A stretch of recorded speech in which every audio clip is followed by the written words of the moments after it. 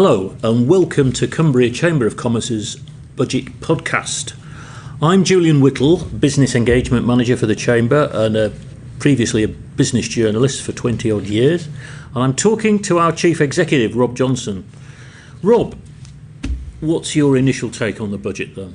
Well, Julian, there was an awful lot trailed on this one, ranging from raiding pensions and making high net worth individuals pay more through the back door in tax by not being able to put money into pensions, right away through to VAT and reducing the threshold on VAT. None of it happened. So it's been a bit of a stormy day in Cumbria, and I think at the end of the day it almost felt like the weather was more interesting than the budget.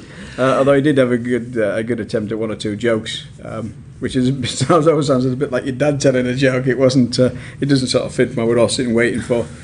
Futures, No, he'll never be a stand-up comedian, will he?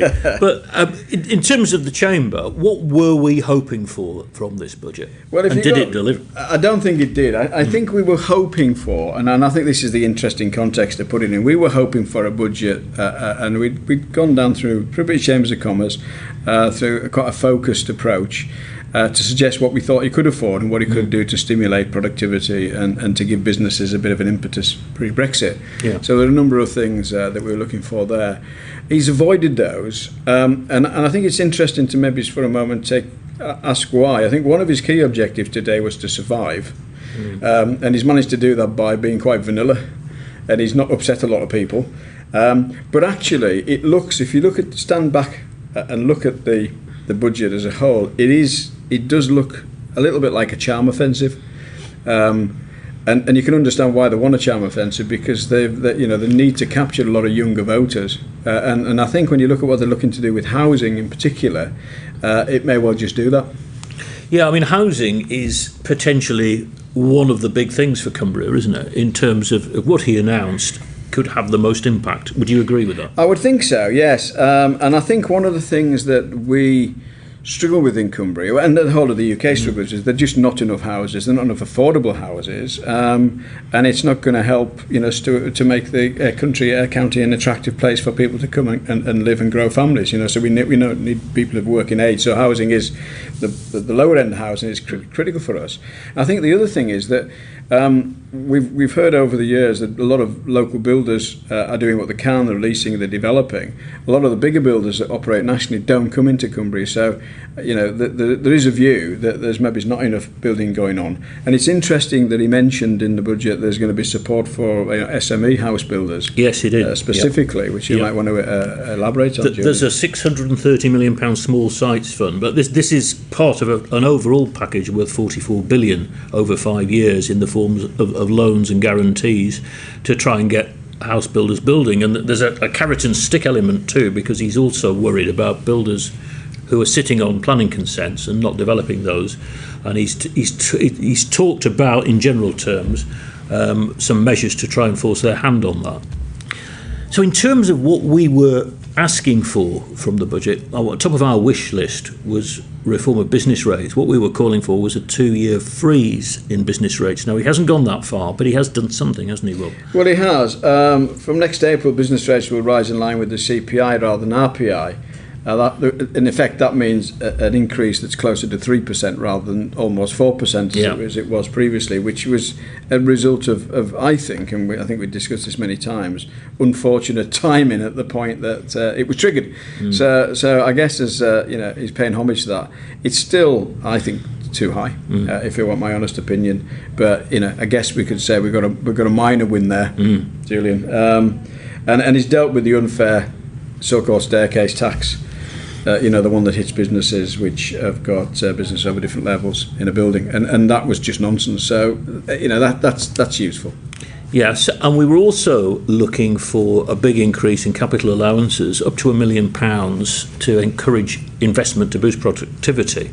Now, he didn't deliver on that, but there are measures in the budget to try and improve productivity, aren't there? But do you think we are going to benefit from those? Well, what I'm concerned about is what he refers to productivity. Now we've been able to download the documents. and the lot of the large sums that were mentioned really aren't what we would call productivity. We would say productivity is more about actually how you help an individual business sort of grow its bottom line, as it were, become more efficient and make more money. There's an awful lot of it is in big infrastructure projects and schemes that really, we wouldn't see in there. So the figure sounds disproportionate to the impact. So when you hear the big figure and then you start looking at what that means to a small business or any business, it's difficult to get a fix on that. Yeah, that's absolutely right, because he mentioned the National Productivity Investment Fund, which he's expanding to 31 billion, and that sounds great, but when you actually drill down and look at the budget papers, not what he said, apparently the housing money comes as part of that, and things such as transport improvements, which businesses would welcome, but it's, as you say, it's not what we think of as productivity. When we're thinking of measures that businesses can actually implement themselves to make their individual workers more productive. And I think that's where it's a disappointing budget, Julian. To be honest, there's not a lot in there. Within that £31 billion fund that he mentioned, there is specific initiatives. For example, there's 500 million for artificial intelligence, some 5G projects, and full fibre broadband. Do you think Cumbria can get a slice of that? I'd like to think we could get a slice of the fibre broadband, because there's still some issues around there. But that it's still unclear how you'll get access to that. And from what we'd understood, we'd sort of emptied the pot of government support on that. And this is, I guess, where Cumbria misses out. The 5G is going to be about piloting 5G around motorways and things, so we're not going to get the benefit of that. So it's difficult to see where that's going to be of real value to Cumbria. I think what is interesting is the Transforming Cities Fund. There's a lot of transport projects. Yeah. Again, probably not going to affect us. Well, the one thing that struck me actually about the money for infrastructure is it seems to be targeted at areas that have agreed devolution deals with the government. Now, Cumbria hasn't. Yep. So are we missing out, do you think? Well, I think we are. As we all know, Cumbria failed to get a devolution deal because the political leaders, and it was in their call, were able to agree a position and a figure, in effect. And it was made plain, written plain, I think, in these statements today, is that you guys that have got elected mayors will get the money because you've got the infrastructure to accept the money. It isn't just about, anybody can have this money. Part of the deal is that the elected mayor is that behind them sits an infrastructure that is responsible for this national money being used locally. What was interesting, and it was mentioned very much in passing, was the term the Borderlands deal. Yeah. And what was interesting on the Borderlands deal, it was mentioned in the same breath as Scotland, and not as if it was a Cumbrian and English deal. But of course it is, because it was an initiative that brings together Carlisle City and Cumbria County Council with local authorities on the other side of the border, Dumfries and Galloway, the borders, and Northumberland. And some of the ideas that have been put forward as part of that would, for example, see the Waverley line extended. Part of it's been reopened from Edinburgh to Tweedbank, and that would propose bringing it right through to Carlisle. So that would bring benefits for Cumbria's economy. I think so. It would certainly help extend the economic reach from Carlisle, for example, up the line. I think more importantly, though, it does suggest that a Cumbria deal is probably off the card at the moment, because if this is going to affect Cumbria, and it's seen as Cumbria's being part of the Borderlands. Now, I think that's quite good news for North Cumbria, to be honest, because we know there's an awful lot of talk about a northern powerhouse, and the south of the county really is part of that economic impact zone. It's very difficult to see the north of the county benefiting that much from the so-called northern powerhouse. But if one of the things we've raised before is that Carlisle, particularly in West Cumbria, the whole of North Cumbria, is closer to Edinburgh and Glasgow than it is to Manchester. Yeah. And that Edinburgh, Glasgow is the major conurbation of Scotland, so it's a big economic impact area. So it would be very useful to be able to begin to play a role in shaping what that Borderlands offer involves. But at this point in time, there's no figure being attached to it, and no output's been attached to it. So we wait and see on that one. Yeah, he just said there's progress being made, so we'll have to wait. He talked a lot about skills, and when we consulted Cumbrian businesses on the government's industrial strategy green paper, this was one of the things they flagged up to us. Now, there's quite a bit. I mean, one of the things that caught my eye was that money to train more maths teachers and more computer science teachers. Yes, I mean, they've actually put a figure on it, which probably sounds a lot, but I guess nationally isn't it? 40 million to train maths teachers, and to triple the number of computer science teachers to about 12,000. This is good news, actually. I mean, we hear a lot about STEM subjects, the science, technology, etc., etc. But actually, I think you'll agree that most businesses are saying to us it's around the numerical capacity of a lot of young people that isn't there. So to get the maths teachers in there, it's really good. What was also good news is the promised 20 million to help the further education colleges geared up for the new T-levels, which they announced, which we've supported, which is you may be aware, is the government's new streamlined model for technical qualifications. And the T-levels attempt to tidy up what is a bit of a mess on technical qualifications at the moment, so that businesses understand them. So it's good that they're actually putting some resource behind that. That's good. And there's also a proposal to help retrain and upskill existing workers. Yeah, but that's the CBI, so I'm not going to talk about that. No, I think seriously, that is good. The problem I've got with this is it's a statement. There's next to nothing behind this. There's no details, and it looks like it's a sop to somebody. Yeah. Now, if it is actually the case, then that would be very good news indeed. But there's so little detail. It's a 2-line statement effectively at the moment. But I guess it demonstrates there is a commitment. I think the biggest issue on skills that will affect us directly is the direct support for construction skills. Yeah. And the acknowledgement that if the construction sector is to grow, then there's got to be some very positive support put in to help develop construction skills very quickly. Absolutely. Now, a budget wouldn't be a budget if we didn't talk about tax. But one of the things that struck me is it's as much about what he didn't do as what he did do, isn't it? Because before the budget, all kinds of scare stories were being trailed. For example, the VAT threshold would be lowered to increase the tax take, and that he would, as he tried to do in his spring budget, he tried to tinker with national insurance contributions for the self-employed. Well, he hasn't done any of that, has he? It's fascinating, this, isn't it? And I think this is about, I genuinely think he could have done a lot more.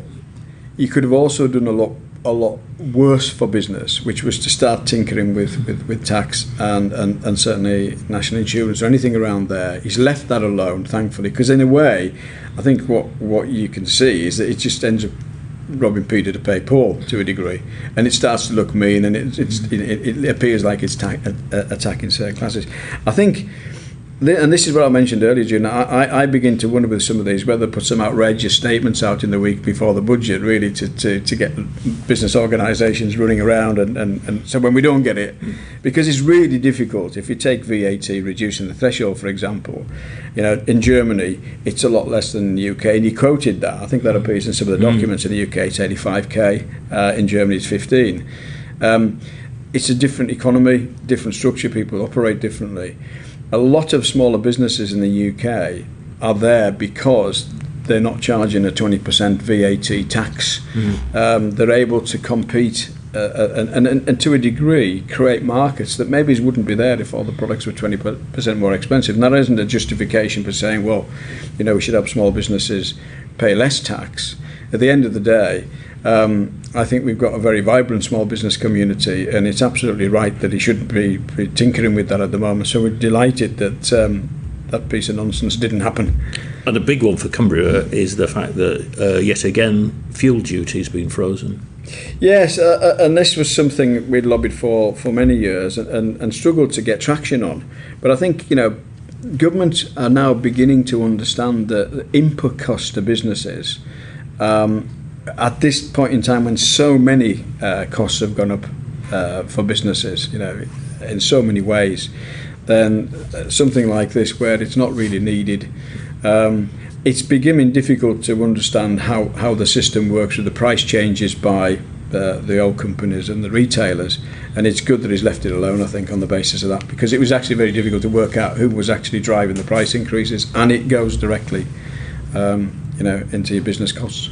Now, One of the things that the British Chambers have been very vocal about is the upfront costs that business face, which include the living wage, the national living wage, and that is to rise, he did announce, by 4.4% to £7.83, £7.50 at the moment. That's from April. Whilst the national minimum wage, which applies to under 25, that's going up too. But it could have been worse, could it, Rob? It could have been worse. And I guess, the government are on a mission to be seen to be, a caring government, aren't they? I think, going back to the point I made earlier about this is a budget I think was aimed to get friends. This will get them friends. It hasn't upset the business community. It won't upset us too much. It is, when a government's trying to get inflation under control, it isn't helping that they actually enforce a 4.4 increase on a key cost in the business. But it could have been a lot worse. But yeah, I guess this is something that a lot of small businesses will struggle with, but it's better than it could have been. His economic forecast, or rather the Office for Budget Responsibility's economic forecasts, as again widely trailed, showed a slowdown in growth. We are now expecting growth of 1.5% this year. It was 2%, and continuing sluggish growth right through to 2022. Likewise, inflation, which is around about the 3% mark now, isn't expected to get any higher, and it's going to start falling back towards 2% next year. And likewise, government borrowing is forecast to fall and should be down to about 25 billion by 2022-23. Now, what does this mean, do you think, for interest rates, which is maybe the key thing for businesses?